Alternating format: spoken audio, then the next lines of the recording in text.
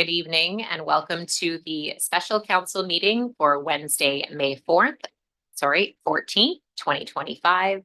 We respectfully acknowledge that the land on which we gather and work is on the unceded traditional territory of the Comox First Nation, the traditional keepers of this land. If I can get a motion to approve the agenda for adoption. Second. Moved and seconded. Thank you very much. Any questions or comments on the special agenda this evening? All those in favor? Opposed? And that passes unanimously. We have MNP to present the financial audit. So welcome to Corey Vanderhorst. Thanks for coming in person for this, Corey. Another year. Yes, thank you, Madam Mayor, and to the council for inviting me here to attend tonight. I do have a short presentation. Just give it a second for staff to get it up. While they've been a big thank you to staff in the finance department and throughout the town for going through the audit process with us again this year. It goes very smoothly. We really appreciate all their effort in getting ready for us to come in and getting all the information we want. Okay, good there. Yeah, there we go. There we go.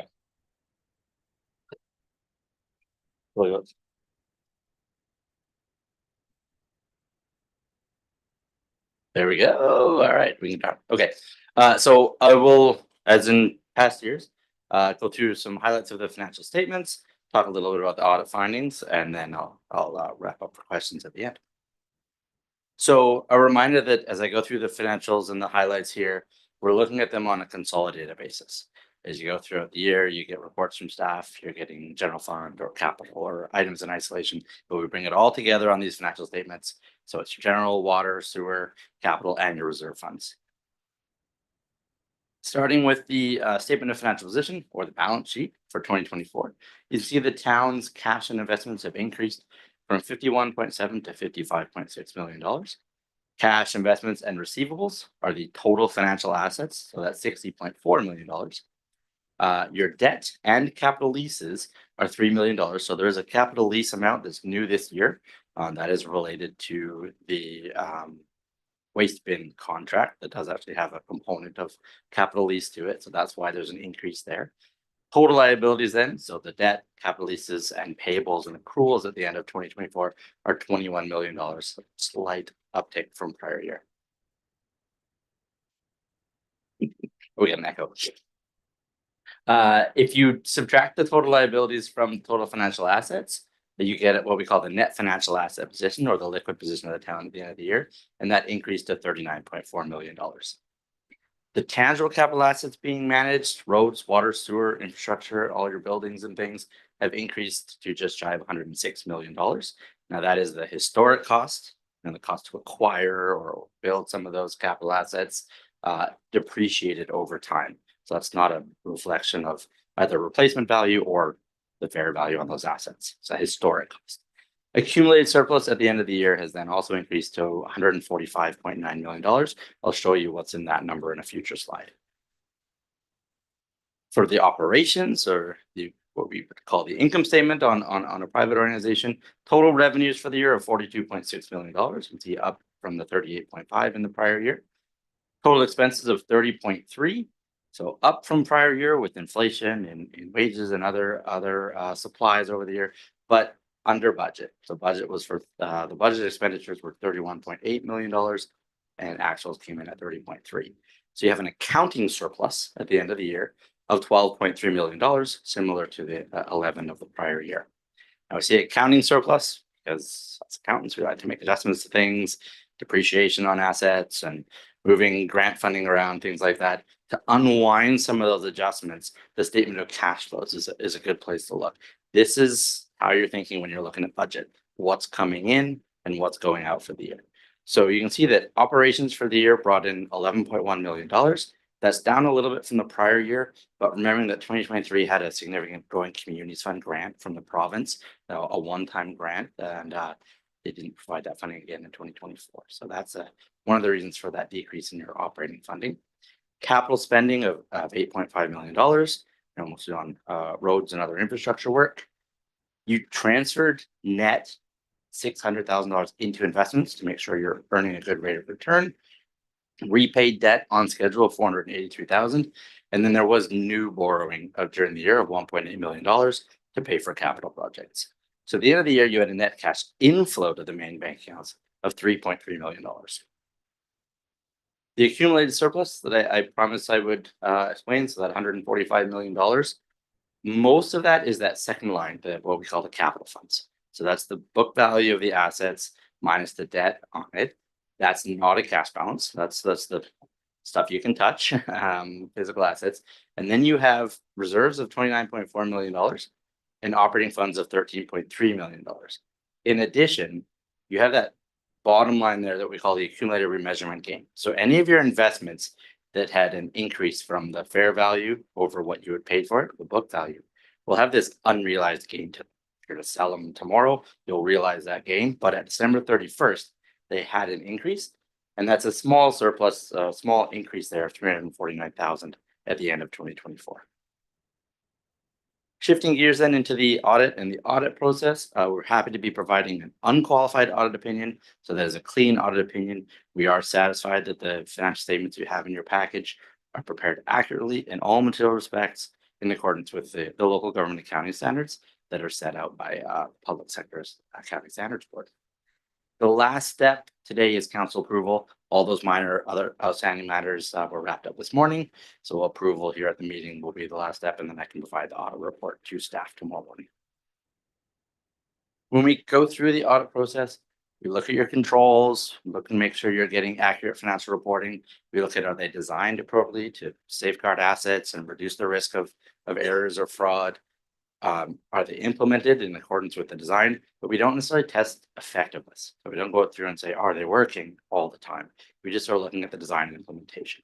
And we sample transactions throughout the year, looking at supporting those ending balances to form our opinion. To do that sampling, we use that fourth bullet there, materiality. So that's an important number for the audit. It drives the amount of testing we do. If we find something that we disagree with staff on, that's the bar for a clean audit opinion or not. So if there's something that we disagreed with staff on and it was $1.5 million, I can still give you a clean audit opinion. If it's $2 million, I can't. So it's an important number for the audit, and it's calculated as a percentage of your annual revenues. So be close to 5% of your annual revenues is how we come up with that number. We didn't have any significant unadjusted items to bring to council's attention tonight, so it is a very clean audit. We didn't find any irregularities, any unusual, related party transactions or questionable payments. We're not specifically looking for fraud when we do a financial statement audit. Our main focus is, are the numbers accurate? But if something came to our attention, I would be required to report it to council. So I don't have anything to report out tonight. That is a good thing. Again, thank you to staff for all their help, both in finance and in other departments. We really appreciate the assistance. And I will confirm our independence. We didn't do any other projects with the town throughout the audit period. So that goes from January 1st, 2024 to today. That would impair my ability to give you an independent wrap up there. I'd be happy to answer any questions. Thank you very much, Corey. And questions from council on the audit? We have Councillor Haslett. Thanks very much. Can you just explain the in the statement of operations that 12.3 million annual surplus? Absolutely. Thank you, Councillor.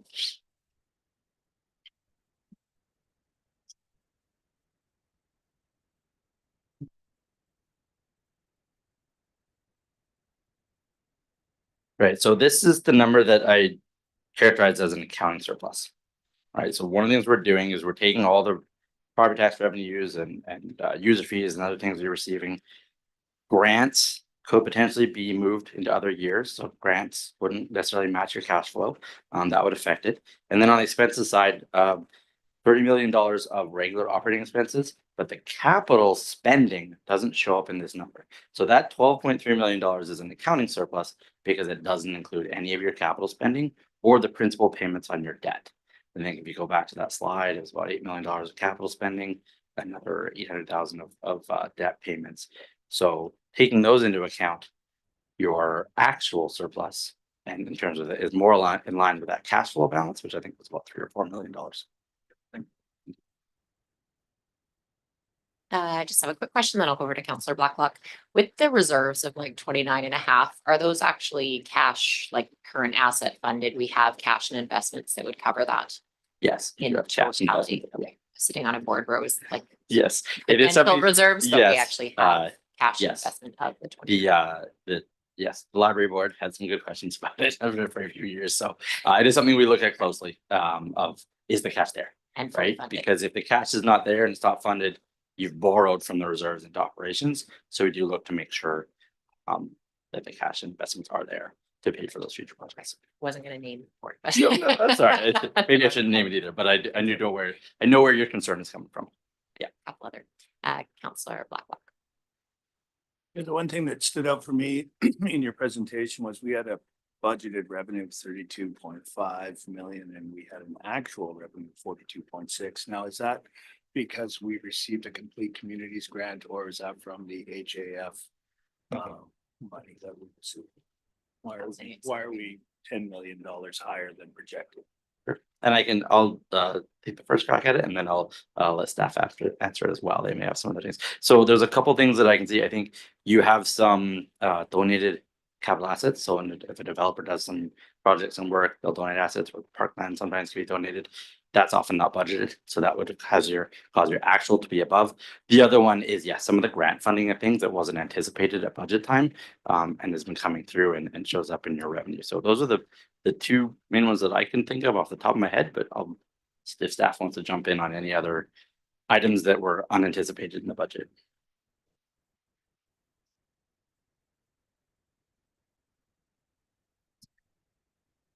There was a 3 million from CVRD to fund the conveyance project, and it has to be Yes. recognized as revenue because it will not meet the criteria to defer it from future projects. However, the project is not done yet. It's still, I guess, in the next few years. Yeah, and that's one of those that's one of those quirks of the accounting standards is that funding came in without any restrictions attached to it. I mean, it's for the sewer conveyancing, but you recognize it all in revenue, even though the spending is going to come over the next year or two, right? So that one also boosts those revenues. It's like that answered the question. Any other questions from council while we have Corey? Okay, well, thank you very much. And thanks for working with our staff and getting that complete.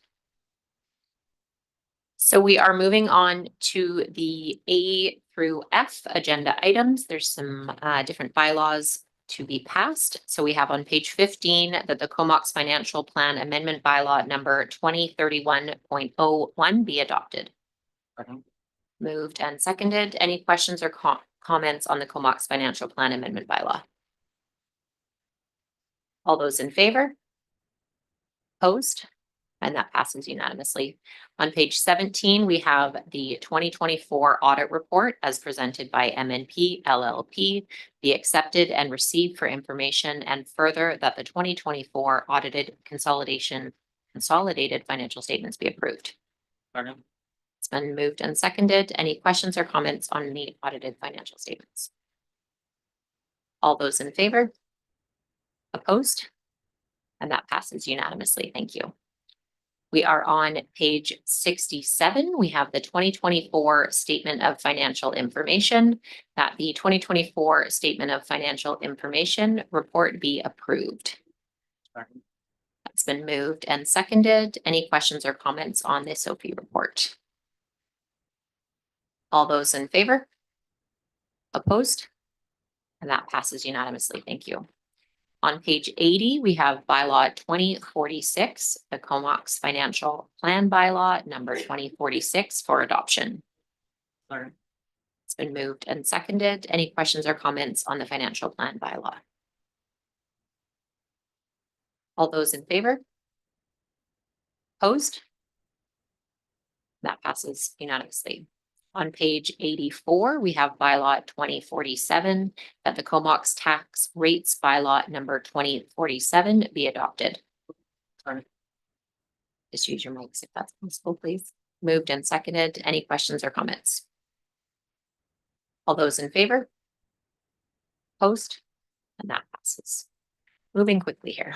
Page 87, we have bylaw number 2044, the loan authorization bylaw for achieving near net zero emissions reduction at 6 municipal facilities for adoption. Second. Moved and seconded. Any questions or comments? All those in favor? Opposed? And that also passes anonymously. Thank you so much. I will move for adjournment before we go into our strategic council meeting at 5:17. Second. Moved and seconded. All those in favor of adjournment? And that passes. And we'll just be about 20 seconds here and starting the next meeting.